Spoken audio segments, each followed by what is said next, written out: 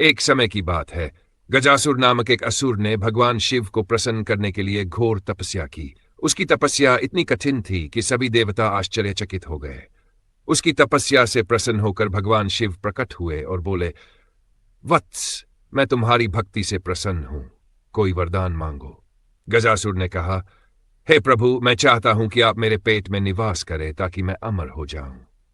शिवजी उसकी भक्ति से इतने प्रभावित हुए कि उन्होंने वरदान स्वीकार कर लिया। गजासुर के पेट में शिवजी के निवास करते ही संसार में शांति फैल गई। देवताओं में हाहाकार मच गया कि सृष्टि का संतुलन बिगड़ गया था। सभी देवता माता पार्वती के पास गए और उनसे विनती की कि वह इस समस्या का समाधान करें। माता पार्वती ने भगवान विष्णु से सहायता मांगी। विष्णु जी ने एक युक्ति सोची। भगवान विष्णु ने एक वॉन्डरिंग म्यूजिशियन, संगीत का रूप धारण किया और गजासुर के सामने पहुंचे। उन्होंने ऐसा मधुर संगीत बजाया कि गजासुर पूरी तरह मोहित हो गया। गजासुर ने प्रसन्न होकर संगीत से वरदान मांगने को कहा।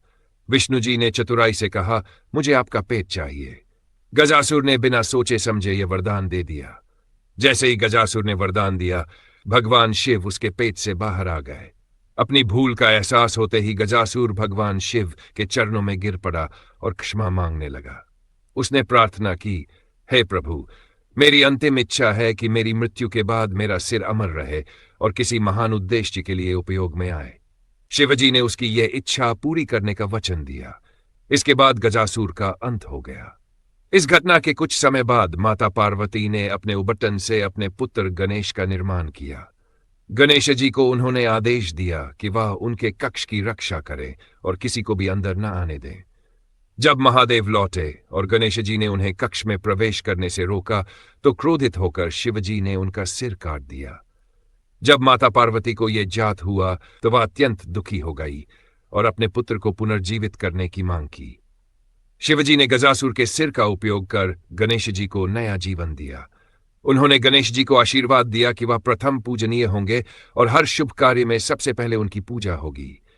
इस प्रकार गणेश जी का जन्म हुआ और वह विघ्नहर्ता के रूप में प्रसिद्ध हुए। इस कथा से ये शिक्षा मिलती है कि सच्ची भक्ति और पश्चाताप से हर गलती सुधारी जा सकती है।